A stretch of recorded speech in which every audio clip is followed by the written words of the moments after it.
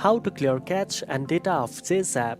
First of all, open your device settings app, scroll down and tap on Apps or Application Manager. Find and select Zedge app from the list of installed apps. Tap on Storage to open storage settings for Zedge. Here, tap on Clear Cache to remove temporary files that may be causing issues and slowing down the app. Clearing the cache helps free up storage space and can improve app performance. If you want to reset the app completely and remove all saved data like preferences, login info, and downloaded content, tap Clear Data or Clear Storage.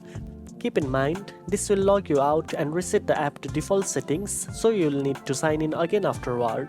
After clearing cache and data, reopen the Zedge app. You should notice faster loading times and fewer glitches. Remember to regularly clear cache to keep the app running smoothly, especially if you use it frequently.